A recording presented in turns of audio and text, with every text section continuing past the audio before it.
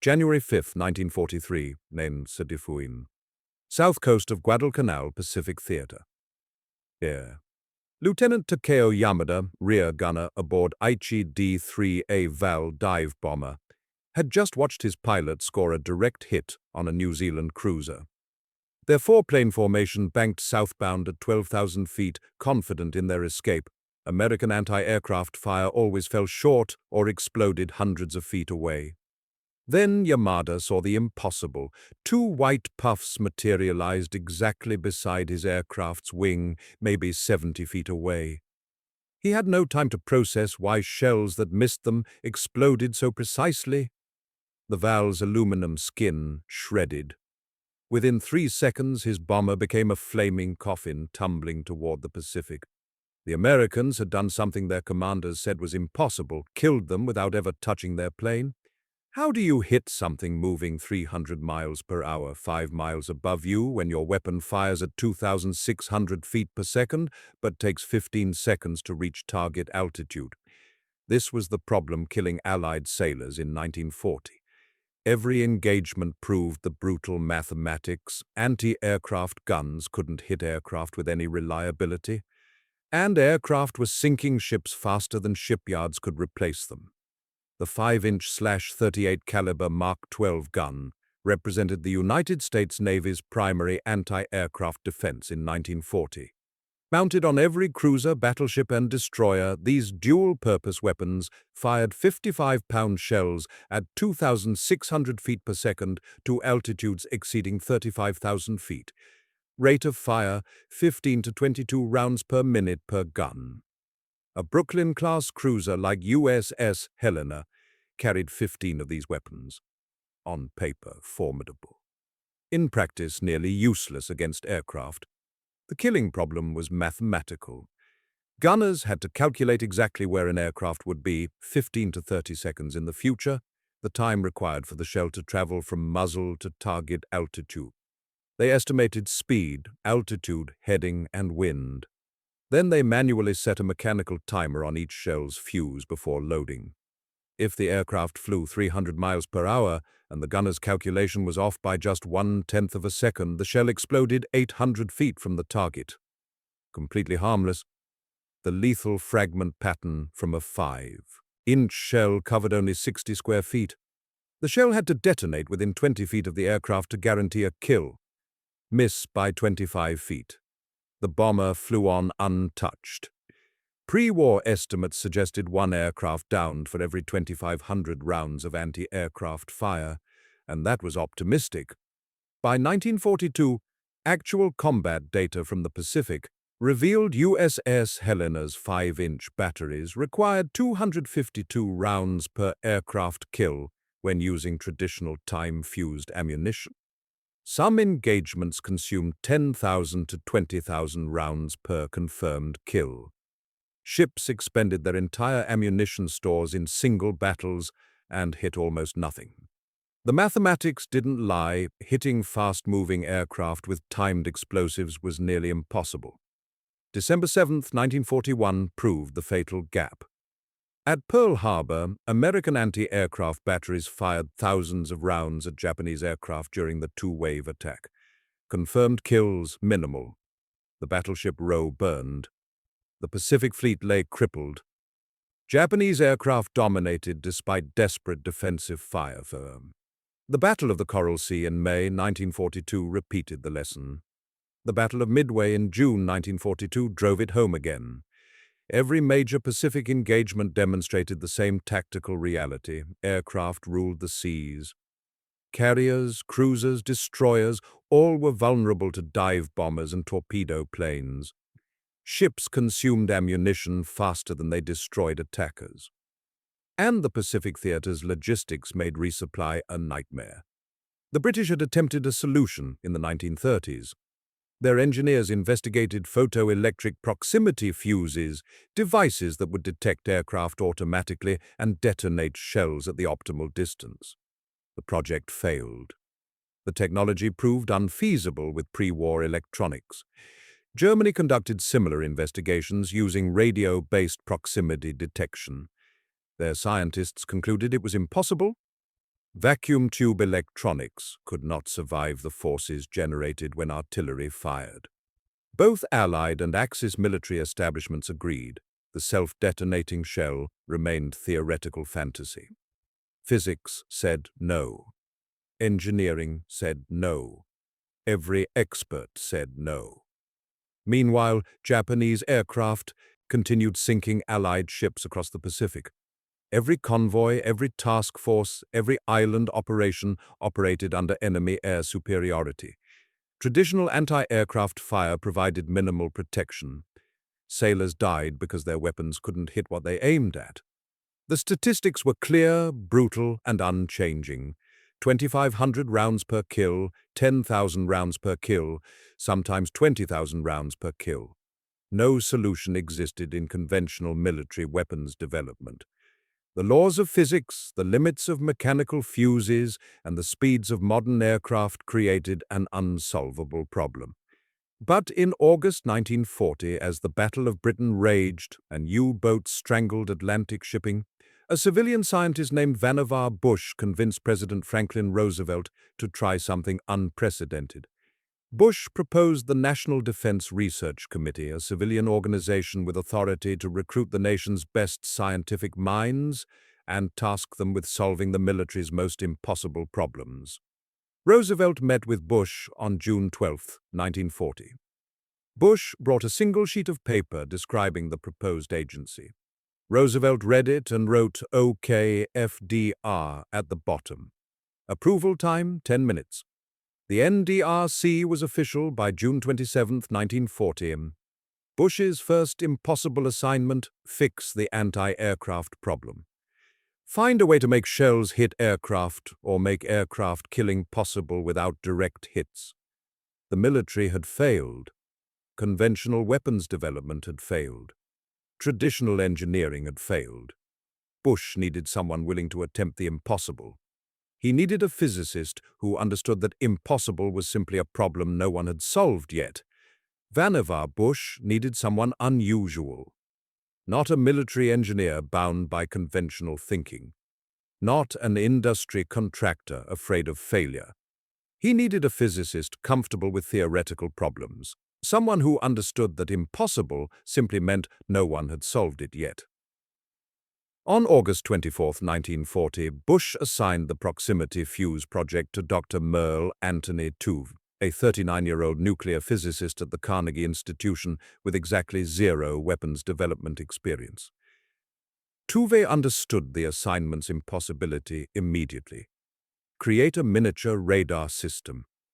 Fit it inside the nose of a 5-inch artillery shell, 6 inches long, 3 inches in diameter. Make it survive 20,000 times the force of gravity when the gun fires. Make it withstand rotation at 500 revolutions per second. Make it detect aircraft at 70 feet distance and trigger detonation automatically. Make it reliable enough that 80 out of every 100 fuses function correctly. Make it simple enough that factories can produce thousands daily. Make it cheap enough for mass production. Do all of this with 1940 electronics technology. Oh, and deliver combat-ready weapons within 30 months because sailors are dying. Tuve accepted anyway. He formed Section T at the newly created Johns Hopkins Applied Physics Laboratory in Silver Spring, Maryland. His deputy, Lawrence Hafstad, a fellow nuclear physicist. His team, Ralph Baldwin, a young astronomer who would later revolutionize planetary science, and approximately 50 university researchers recruited from across America. None had weapons experience. All understood physics. Tuve bet that theoretical knowledge could solve practical impossibilities faster than practical experience could imagine theoretical solutions. The engineering barriers were staggering. A 5-inch /38 caliber naval gun generates 20,000 times Earth's gravity when fired, 20,000 G in the instant of ignition. For context, a fighter pilot experiencing 9 G loses consciousness. A hard car crash generates perhaps 100 G. The shell Tuve needed to create would experience 20,000 G, a force that turns steel components into shrapnel and shatters any conventional electronics. Standard vacuum tubes in 1940, the only electronic components available, failed at 1,000 G. Glass envelopes imploded. Tungsten filaments thinner than human hair snapped like cotton thread. Internal components ripped loose and rattled around like dice in a can. The shell's rotation added another impossible demand. 500 revolutions per second created centrifugal forces that pulled everything radially outward with crushing pressure. Any vacuum tube surviving the 20,000 G acceleration would be torn apart by rotation. Both the British and Germans had investigated this exact problem in the 1930s. Both concluded the same thing: vacuum tubes cannot survive artillery forces. The laws of physics said no. But the fuse required more than just surviving vacuum tubes. It needed a complete radio system, miniaturized to fit in a 6-inch cylindrical space, a transmitter to broadcast radio waves, a receiver to detect reflections from aircraft, an amplifier to boost the weak reflected signal, a triggering circuit to fire the detonator at precisely the right moment, a safety mechanism to prevent premature detonation, a battery to power everything, a detonator linked to the main explosive charge. Total, approximately 130 separate components, each miniaturized beyond 1940s manufacturing standards, each required to function after experiencing forces that destroyed conventional electronics. Environmental requirements added more impossibilities. The fuse had to survive months in tropical storage, 120-degree heat, 100% humidity, salt air corrosion. Then violent transport aboard ships pitching through Pacific storms. Then loading into the gun breech, firing, 20,000 G acceleration, 500 rotations per second, and a 15 to 30-second flight to target altitude. During that flight, the miniature radar had to power up, stabilize, transmit continuously, detect reflections from aircraft metal, process the signal, calculate proximity, trigger detonation, all automatically. Shelf life requirement, 2 years minimum. Reliability requirement, 80%. Temperature tolerance, minus 40 degrees Fahrenheit to plus 160 degrees. No one had built anything remotely similar. Tuve knew he needed something the military research establishment didn't have: trust between civilian scientists and combat officers. Traditional weapons development kept scientists in laboratories and officers in the field communicating through bureaucratic channels, distrusting each other's competence.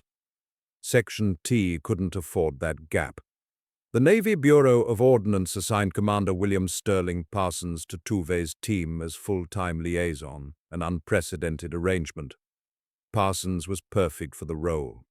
Naval Academy class of 1922, ordnance specialist, technically brilliant, and willing to work alongside civilian scientists as an equal rather than supervising them as military brass.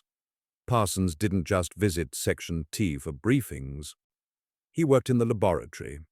He attended technical meetings. He understood every engineering detail. He learned the physics. He translated between scientists speaking in research terminology and admirals speaking in combat requirements. When Tuve's team proposed solutions that seemed crazy to traditional Navy officers, Parsons could explain why the crazy idea might work. When the Navy demanded modifications that seemed arbitrary to scientists, Parsons could explain the operational necessity. The mere fact that we had a qualified officer with us right in the actual work, knowing every detail, gave everybody confidence that this wasn't just a silly exercise invented by some civilian, Tuve later said. Parsons' presence validated the project to both communities. Scientists knew their work would actually reach the fleet. Navy officers knew the civilians understood combat requirements. This civilian-military integration model would later prove so successful that it became the template for the Manhattan Project. The same Parsons would eventually arm the little boy atomic bomb aboard the Enola Gay, using skills learned working alongside Tuve's physicists. Section T faced one final organizational challenge: absolute secrecy across 100-plus manufacturing companies. When production began, Crosley Corporation, RCA, Sylvania, Eastman Kodak, General Electric, and dozens of other firms would manufacture components. No single company could know the complete design. Workers would assemble microscopic parts without understanding the final weapon. Factories would tool for production without knowing how the components functioned in combat. The entire American industrial base would coordinate in secret to build 22 million miniature radars.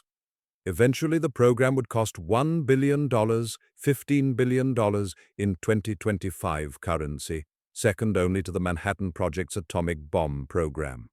September 1940. Wow. Section T scientists gathered in their new laboratory space at Johns Hopkins Applied Physics Laboratory. Tuve outlined 3 simultaneous engineering mountains they had to climb: create vacuum tubes that survive 20,000 G-forces, never achieved; miniaturize a complete radio system to fit a 6-inch fuse body, never done; design for mass production reaching 80% reliability with millions of units, unknown if possible. Traditional weapons development took 5 to 10 years. The Navy needed combat-ready fuses within 30 months. The Pacific Fleet was already losing ships. Tuve told his team, "We solve all 3 problems, or this weapon doesn't exist." Work began. Testing began immediately. And testing meant destruction. Section T engineers couldn't simulate 20,000 G-forces in a laboratory. They had to fire prototype fuses from actual 5-inch/38 caliber naval guns at the Naval Proving Ground and examine what survived. The initial survival rate, 10%. 9 out of every 10 prototypes shattered into useless fragments. The wreckage taught the lessons.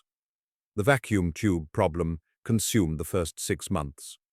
Standard radio tubes in 1940 stood 2 to 4 inches tall with fragile glass envelopes, delicate internal filaments, and components suspended by thin wires. Beautiful engineering for home radios. Completely useless for artillery. Section T needed to redesign vacuum tubes from the atomic level upward, create something that had never existed. The solution required abandoning every convention of vacuum tube design. Eliminate the glass envelope entirely, switch to rugged ceramic and metal construction. The tungsten filament, normally 0.001 inches in diameter and stretched like a guitar string, had to be suspended in a shock-absorbing mount that could flex during the 20,000 G acceleration without snapping. Reduce the tube's height from 4 inches to 1 inch. Shrink the diameter from 1 inch to 0.4 inches, pencil thickness. Each miniature tube required 17 precision components versus 5 to 8 in standard tubes. Every component had to be positioned with microscopic accuracy and sealed permanently. Raytheon and Sylvania received contracts to manufacture prototype tubes. Workers assembled them by hand under magnification, wearing specialized gloves to avoid contaminating the microscopic parts with skin oils. Each tube took hours to build. Then Section T fired them from artillery guns to destruction. Engineers analyzed the wreckage like crash investigators, identifying which components failed, why they failed, how to strengthen them. Then they redesigned and tested again. The iteration cycle took 6 to 8 weeks per design change. Test firing destroyed hundreds of prototypes. The process was expensive, frustrating, and absolutely necessary. You couldn't predict what would survive 20,000 G-forces by calculation alone. You had to build it, fire it, and learn from the pieces. October 1940, 10% survival rate. December 1940, 25%. The ceramic metal seals were working. The shock-mounted filaments held during acceleration but failed during rotation. Back to the drawing board. February 1941, 40% survival rate. The filaments now survived both acceleration and rotation, but internal components were short-circuiting when solder joints fractured. New iteration, better insulation, reinforced solder joints, additional internal bracing. By January 1942, 16 months into the project, Section T achieved 52% reliability. Barely half of the fuses functioned after firing up. Still below the 80% combat requirement, but proof the concept could work. The vacuum tubes were surviving 20,000 G acceleration and 500 rotations per second. They were transmitting radio signals. They were detecting reflected signals. They were triggering detonation circuits. The impossible was becoming merely difficult. But solving the vacuum tube problem revealed a new crisis: battery failure. The miniature batteries powering the fuses were leaking and corroding during Pacific storage. Prototype fuses shipped to the fleet in spring 1942 arrived with dead batteries, corroded contacts, and useless circuitry.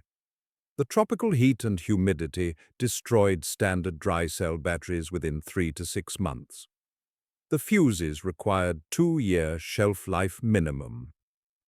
Section T engineers developed a revolutionary solution called the reserve battery. Instead of storing the battery activated, store the chemical components separately. The battery consisted of zinc and silver chloride chemicals kept completely dry, separated from their electrolyte solution by a thin glass ampule. The chemicals remained stable indefinitely. When the gun fired, the 20,000 G acceleration shattered the glass ampule. The electrolyte mixed with the chemicals, and the battery activated instantly within 1,000th of a second. Time, 0.5. The fuse had power for its 30-second flight to target altitude. The battery couldn't fail in storage because it didn't exist in storage, only its components existed, waiting for activation. Testing proved the concept. Reserve batteries survived 2 years in tropical conditions. They activated reliably when fired. They provided stable power throughout the shell's flight. The 20,000 G force that destroyed conventional electronics now served a purpose. It became the battery activation mechanism. Section T had turned the problem into the solution. By July 1942, functioning prototypes finally existed. All components working together, shock-resistant vacuum tubes surviving 20,000 G and 500 rotations per second. Reserve batteries activating on firing and providing 30 seconds of power. Radio transmitters broadcasting continuously. Receivers detecting aircraft reflections at 70 feet. Triggering circuits firing detonators at optimal proximity. Safety mechanisms preventing premature detonation. The complete radio system miniaturized into a 6-inch fuse body. Reliability climbing towards 65%. But the Navy Bureau of Ordnance demanded final proof before authorizing mass production. Laboratory testing was not combat testing. Controlled conditions were not chaos. Target boards on the ground were not aircraft maneuvering at 300 miles per hour. Admiral George Hussey, Chief of the Bureau of Ordnance, issued the requirement: demonstrate 80+% reliability against live aerial targets under operational conditions. Pass the test and production begins immediately. Fail the test and the entire program gets cancelled. The Cleveland test was scheduled for August 12, 1942 in Chesapeake Bay. 2 years of work. Thousands of destroyed prototypes. Tens of millions of dollars spent. Hundreds of researchers' careers. The survival of thousands of sailors whose ships were vulnerable to air attack. Everything depending on the next test. Section T prepared 3 prototype fuses, the best performers from recent testing, each verified individually, each representing the absolute cutting edge of 1940s electronics miniaturization. USS Cleveland, Saitolai Kai, newly commissioned light cruiser, loaded the 3 fused shells into its aft 5-inch/38 battery. 3 radio-controlled target drones waited for launch. Observers gathered on Cleveland's deck: Tuve, Hafstad, Baldwin, and the Section T team who'd spent 2 years pursuing the impossible. Admiral Hussey and Navy brass, who would authorize or cancel production based on the next hour. Commander Parsons, whose partnership had made the civilian-military collaboration work. The Chesapeake Bay weather was perfect. Calm seas, clear skies, no excuses, no second chances. The test would answer a simple question: could American scientists build something German and British engineers had declared physically impossible? The first drone launched. August 12, 1942, Chesapeake Bay. USS Cleveland sat at anchor in calm waters, her aft 5-inch/38 battery trained skyward. 3 radio-controlled target drones waited on the shore, prepared for launch. On Cleveland's deck, scientists and admirals gathered in an uneasy mix. Dr. Merle Tuve and his Section T team, who had spent 2 years building the impossible, Admiral George Hussey, and Navy officers who would decide if production continued or stopped. Commander William Parsons stood between them, the liaison who understood both worlds. The weather was perfect. No excuses possible. Pass or fail would be clear. 2 years of work came down to 1 hour. Thousands of destroyed prototypes. Tens of millions of dollars invested.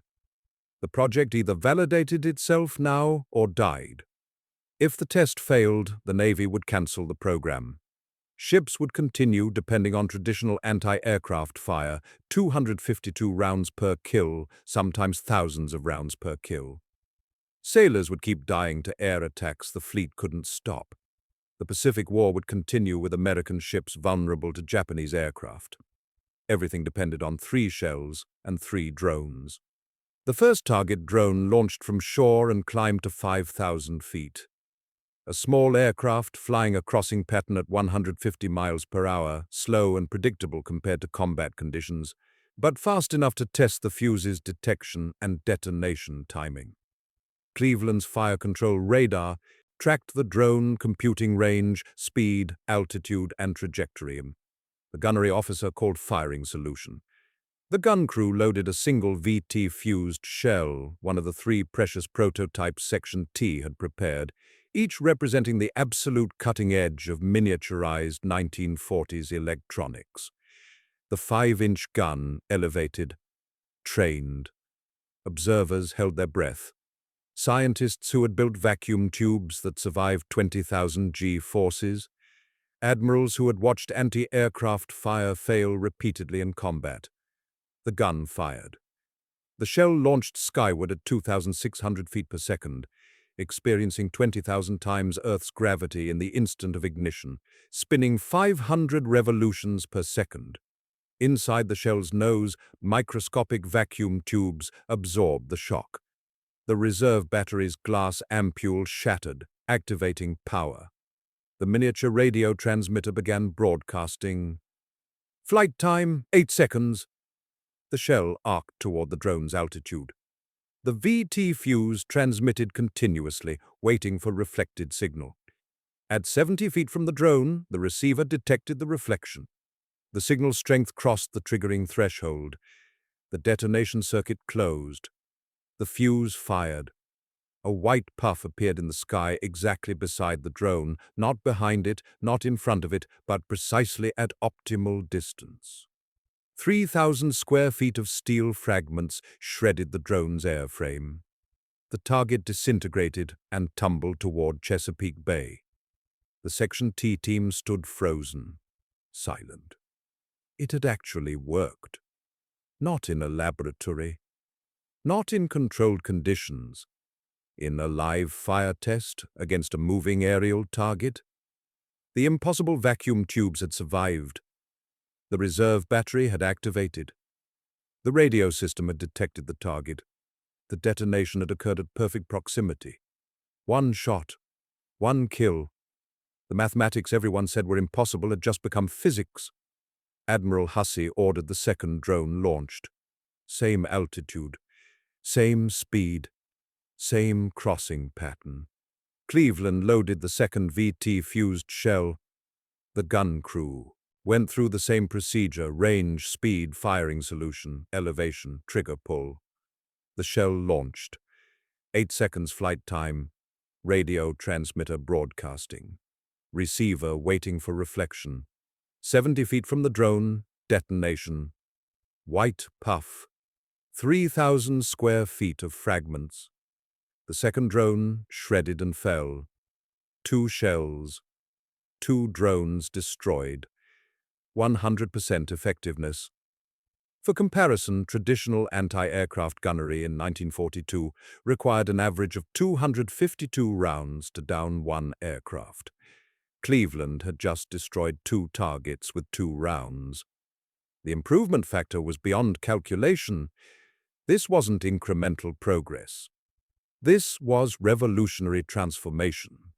The third drone launched. Same parameters. Cleveland loaded the third and final VT-fused shell, the last prototype available for testing. If this one malfunctioned, if the fuse failed to detect or detonate, the perfect record would be broken. Skeptics would argue the first 2 successes were luck. The gun fired. 8 seconds. The shell climbed. The VT fuse transmitted. 70 feet from target. Detonation. The third drone disintegrated. Exercise concluded. No more drones available. No more needed. 1 drone, 1 shot, no drone, Admiral Hussey later recalled. Second drone, 1 shot, no drone. Third drone, 1 shot. Exercise completed, no more drones available. 3 shots. 3 drones destroyed. 100% kill rate. The test that would prove or cancel the entire program had just proven everything. Admiral Hussey authorized immediate mass production within 24 hours. Orders went to more than 100 manufacturing companies across America.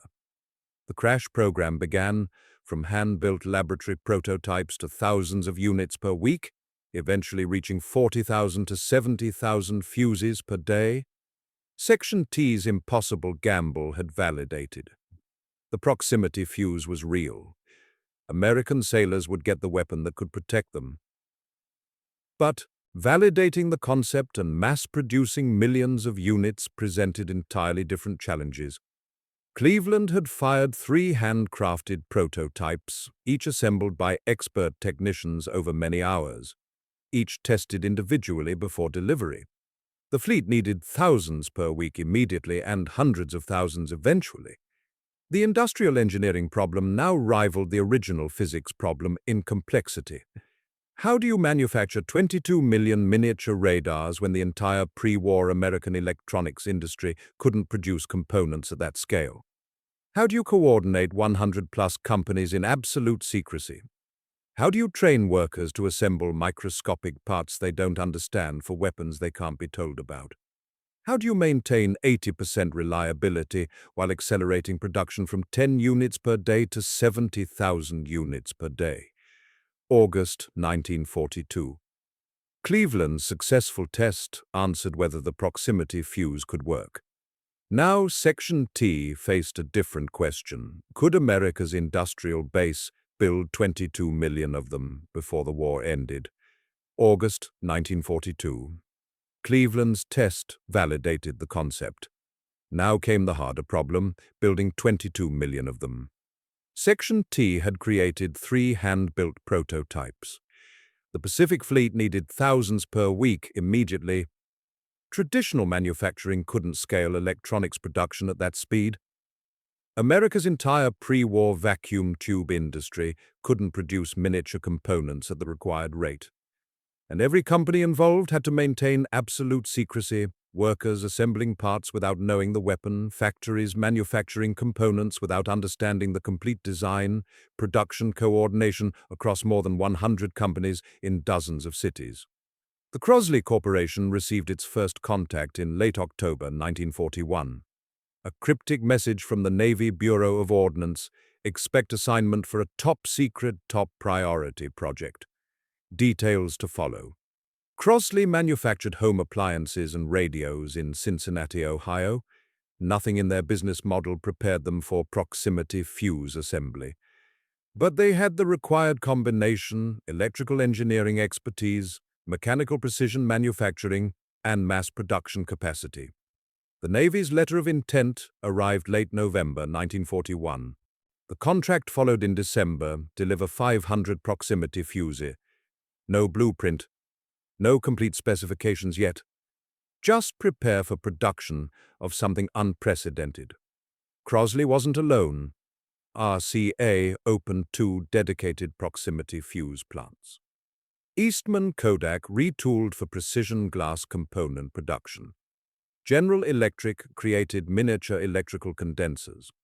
McQuay Norris manufactured mechanical parts. And Sylvania Electric Products received the most critical assignment: vacuum tube production. Sylvania became the only company authorized to manufacture the miniature tubes at the required quality and quantity.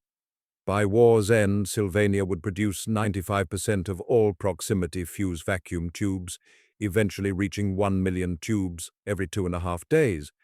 The manufacturing challenge was unprecedented. Each fuse required 130 precision components. The vacuum tubes alone needed 17 microscopic parts: ceramic insulators, tungsten filaments, 0.001 inches diameter, metal electrodes, shock-absorbing mounts. Assembly happened by hand under magnification. Workers, primarily women, assembled hundreds of fuses daily in conditions that strained their eyes and tested their patience. The work demanded absolute precision. One misaligned component, one contaminated surface, one fractured filament meant the entire fuse failed, and they couldn't be told what they were building. Security protocols forbade complete information. Women workers at Sylvania's Ipswich, Massachusetts plant assembled fuses under the strictest secrecy of the war, second only to the Manhattan Project. They were searched entering and leaving the facility. No purses allowed inside. Even local police and fire departments couldn't enter the building without special authorization. The women worked in large rooms under bright lights, handling components so small they required magnification to see clearly. Assembly time per fuse, 2 to 3 hours initially. Production engineers streamlined the process constantly, creating specialized jigs, custom tools, optimized workflows.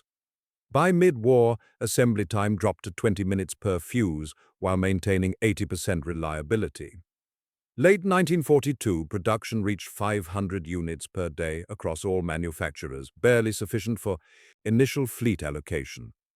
Section T and the Navy Bureau of Ordnance pushed for acceleration. By mid-1943, 5,000 fuses per day. By 1944, 20,000 per day. Peak production in 1945, 40,000 to 70,000 fuses per day from more than 100 factories, operating around the clock 7 days per week. Crosley Corporation alone employed 10,000 workers and produced 5,205,913 fuses, 24% of total production. Sylvania's Ipswich facility produced 5,683,032 fuses, the highest output of any single location. Combined, American industry manufactured 22 million proximity fuses between 1942 and 1945. Cost reduction accompanied production scaling. Early prototype fuses cost $732 each in 1942, expensive enough that losing one overboard meant paperwork and investigation. Mass production drove costs downward relentlessly. By 1943, $182 per fuse. By 1945, $18 per fuse. A 97.5% cost reduction through industrial efficiency, improved manufacturing processes, and production volume. The total program cost approached $1 billion, second only to the Manhattan Project's $2 billion. But measured in effectiveness per dollar, the proximity fuse delivered extraordinary value, saving thousands of sailors' lives, protecting dozens of capital ships, destroying tens of thousands of enemy aircraft. November and December 1942. The first 5,000 proximity fuses shipped to the Pacific Fleet in absolute secrecy. Admiral William Halsey's South Pacific Force received initial allocation. The fuses came with strict usage restrictions, fire over water only, never over land. The security concern was simple. If Japanese forces recovered unexploded fuses from land battles and reverse-engineered the technology, America's decisive advantage disappeared. Over water, duds sank into the ocean depths, unreachable and unexaminable. The restriction would hold until December 1944, when desperate circumstances at the Battle of the Bulge forced authorization for land use. USS Helena, a St. Louis-class light cruiser, received proximity fuse allocation in December 1942. Helena displaced 10,000 tons, carried 15 5-inch/38 caliber guns, and operated with a crew of 888. She had already earned combat reputation at Pearl Harbor, escaping the December 7th attack with minor damage, and at the Battle of Cape Esperance in October 1942, where her radar-directed gunfire helped sink a Japanese cruiser. Now she carried new ammunition the crews barely understood. Minimal briefing, highly classified, highly effective. Handle carefully. Fire only over water. Commander William Parsons traveled to the Pacific Fleet as technical liaison. The same officer who'd worked alongside Tuve's civilian scientists, who understood every engineering detail, who could troubleshoot problems in the field. If fuses malfunctioned, Parsons could diagnose why.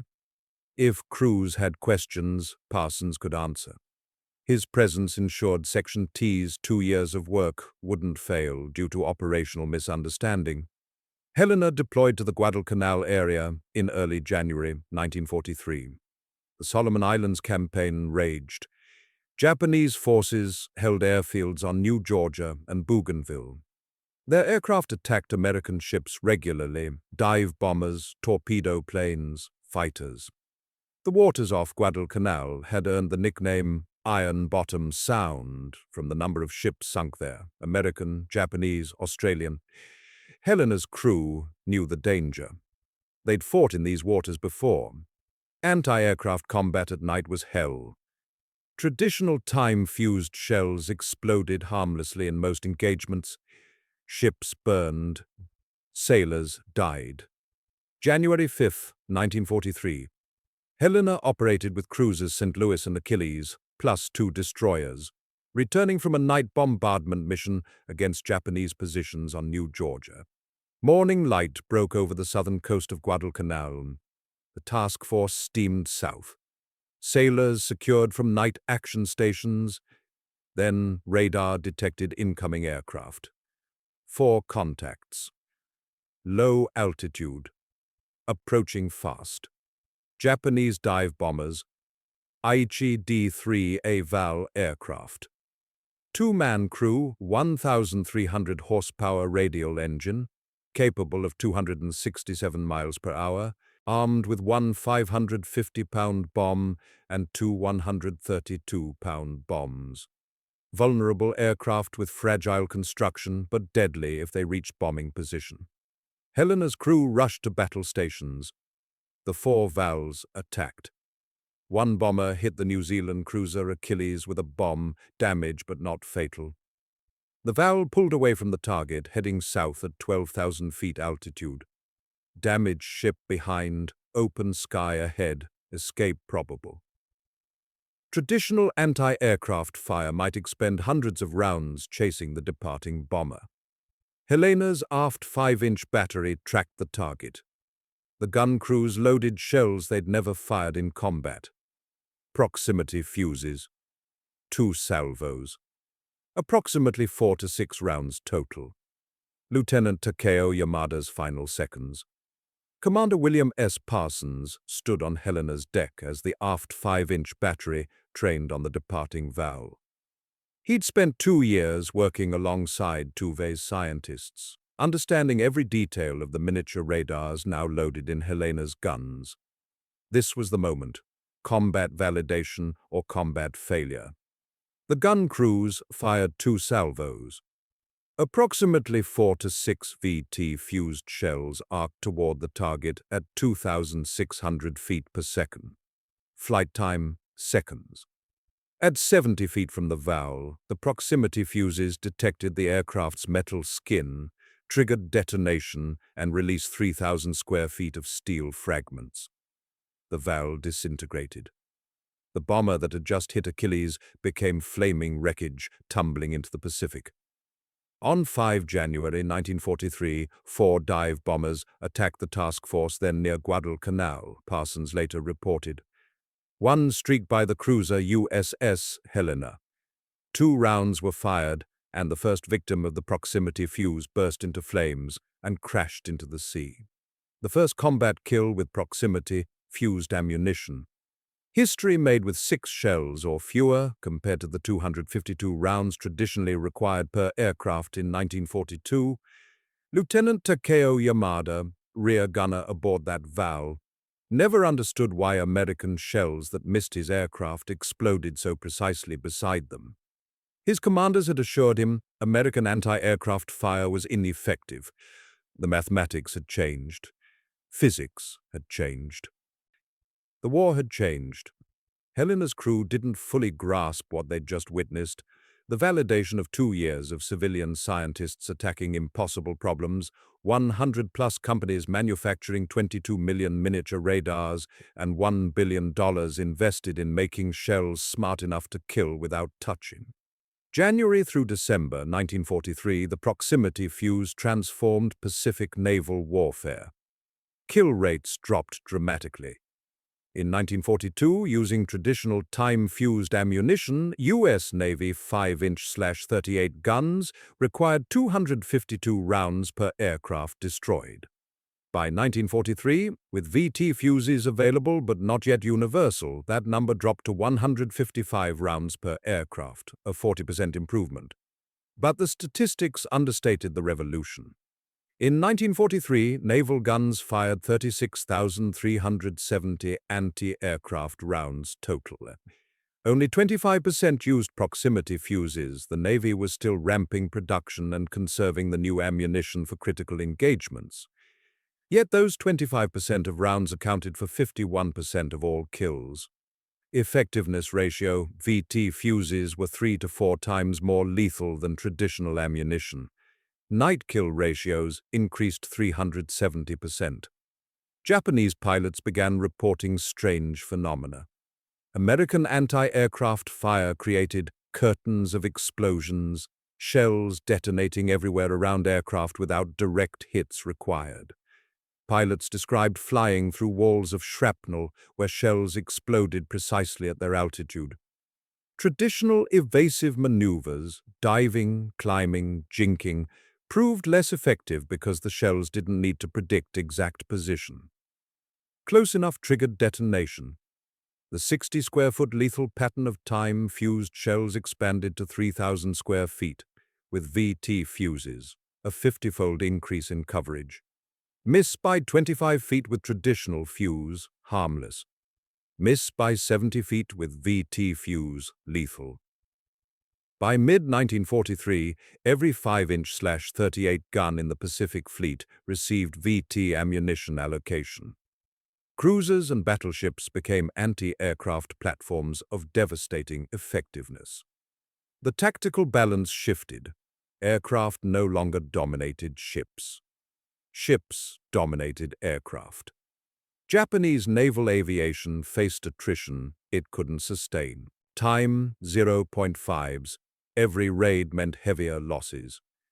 Every engagement proved American anti-aircraft capability had leaped beyond Japanese comprehension.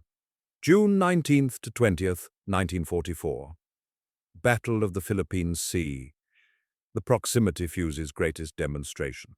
Japanese Operation A-Go launched 423 carrier aircraft against Admiral Raymond Spruance's Fifth Fleet, 9 Japanese carriers versus 15 American carriers, 423 Japanese aircraft versus 956 American aircraft. But numbers didn't tell the story.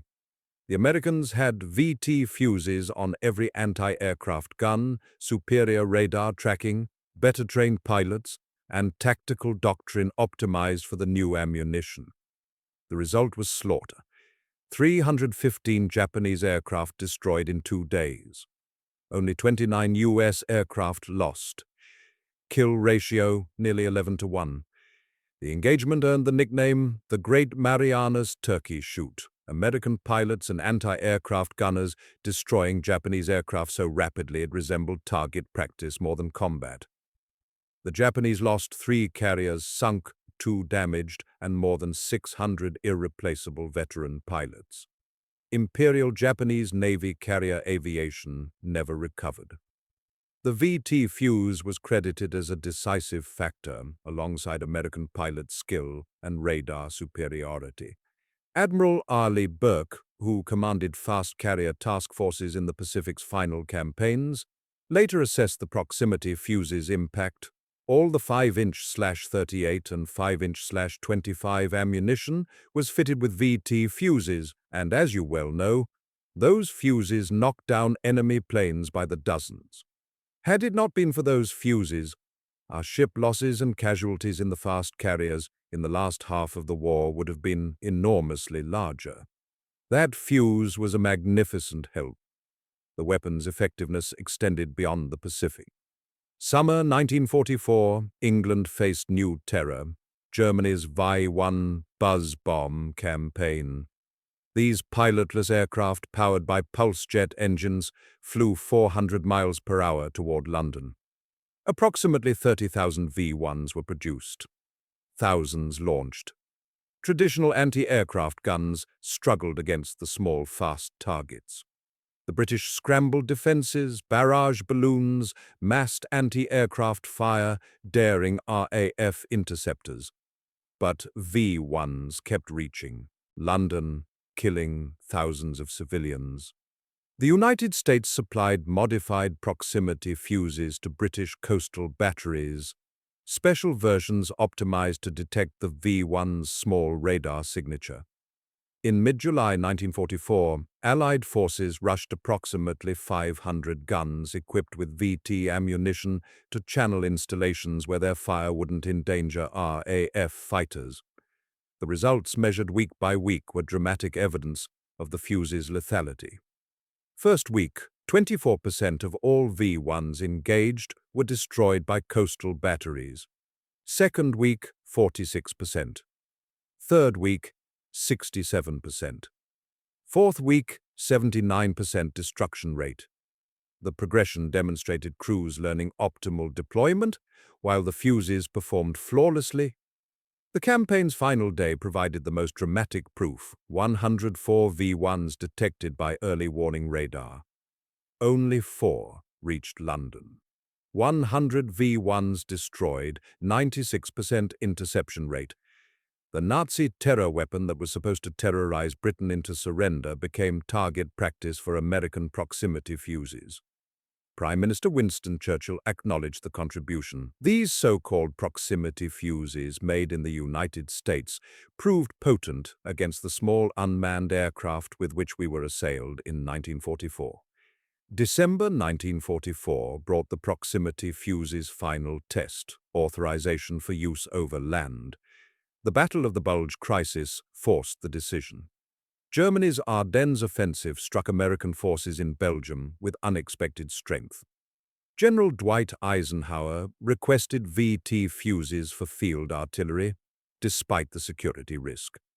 For more than 2 years, the fuses had been restricted to water-only use, preventing German capture and reverse engineering. The Bulge emergency overrode security concerns. December 25, 1944, Christmas Day, first authorized land use. American artillery fired approximately 200,000 proximity-fused shells during the battle. The effectiveness was devastating. Shells detonated above German formations, raining shrapnel downward. The Ardennes forest amplified the effect. Airburst fragments shredded troops taking cover beneath trees. Effectiveness increased 50-fold compared to impact fuses that detonated on ground contact. General George S. Patton assessed the weapon's impact bluntly. "The funny fuse won the Battle of the Bulge for us." I think that when all armies get this shell, we will have to devise some new method of warfare. Germans did capture unexploded VT fuses during the bulge. Their engineers examined the devices in disbelief. Post-war interrogations revealed German assessment. The miniaturization was impossible to replicate with available industrial capacity. The mass production was beyond German manufacturing capability. Even understanding the concept, they couldn't build it. The Americans had achieved something German science had deemed physically impossible and German industry couldn't match. Between October 1944 and January 1945, comparative data measured the VT fuse's dominance. U.S. Navy 5-inch/38 guns using traditional ammunition, 1,162 rounds per aircraft destroyed. The same guns using VT fuses, 310 rounds per aircraft, nearly 4 times more effective. Analysis of 278 aircraft shot down by VT fused projectiles during this period indicated only 46 would have been destroyed using time-fused ammunition, a 6-to-1 effectiveness ratio. By war's end, 22 million proximity fuses produced. $1 billion invested, second only to the Manhattan Project. Development time, 30 months from concept to combat. Unit cost reduction, $732 to $18, 97.5% decrease. Kill rate transformation, 2,500 rounds per aircraft, pre-war estimate to 310 rounds with VT fuses, an 8-fold improvement minimum, potentially 16-fold under optimal conditions. Vannevar Bush, who had assigned the impossible problem to Merle Tuve in August 1940, credited the proximity fuse with 3 decisive contributions, defending against Japanese kamikaze attacks with 7-fold increase in 5-inch gun effectiveness, neutralizing German V-1 attacks on England, and changing land warfare tactics in Europe. Chief of Naval Operations Admiral Arleigh Burke estimated the proximity fuse reduced the war's length by perhaps 1 year, saving hundreds of thousands of lives and incalculable resources. July 6, 1943. USS Helena, the ship that fired history's first combat proximity-fused kill, was sunk by Japanese torpedoes during the Battle of Kula Gulf. 168 crew members died. 6 months after validating the weapon that would help win the Pacific War, Helena rested on the ocean floor. But the technology she'd proven lived on. In every anti-aircraft gun, every artillery battery, every ship that survived attacks Helena's demonstration had made survivable. The final accounting began before the war even ended. $1 billion invested. 22 million proximity fuses produced. 30 months from concept to combat. Development speed that shattered every convention of weapons procurement. A weapon so secret that German and Japanese engineers never understood what was killing their aircraft. They knew American anti-aircraft fire had become impossibly effective, but they couldn't comprehend how shells that missed still destroyed targets. Post-war interrogations revealed the enemy's confusion. German technical officers examined captured VT fuses with disbelief. The miniaturization was beyond their manufacturing capability. The rugged electronics surviving 20,000 G-forces violated everything German physics told them was possible. Even understanding the concept, they lacked the industrial capacity to replicate it. The Americans had achieved something the Germans had investigated in the 1930s and dismissed as physically impossible. The Japanese never even attempted proximity fuse development. Their engineers considered it beyond technological limits entirely. The mathematics told the transformation story. Pre-war anti-aircraft effectiveness, 2,500 to 20,000 rounds per aircraft destroyed. By 1942, with traditional time-fused ammunition, 252 rounds per aircraft. With VT fuses in 1943, 155 rounds per aircraft. By late 1944, 310 rounds per aircraft using VT fuses versus 1,162 rounds using traditional ammunition, nearly 4 times more effective. Analysis of 278 aircraft destroyed by VT-fused projectiles indicated only 46 would have been downed using time-fused ammunition, a 6-to-1 effectiveness ratio. But numbers understated the strategic impact. The proximity fuse changed what was tactically possible. Ships that would have burned became effective anti-aircraft platforms. Beaches that would have been unassailable became vulnerable to pre-assault bombardment. Cities that would have suffered. Terror bombing campaigns, London specifically, survived because coastal batteries equipped with VT fuses destroyed 79% of incoming V-1 rockets by the fourth week of deployment.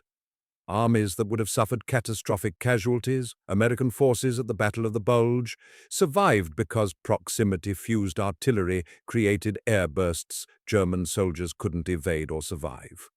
Admiral Arleigh Burke, who commanded fast carrier task forces in the Pacific's final campaigns and later served as Chief of Naval Operations, estimated the proximity fuse reduced the war's length by perhaps 1 year.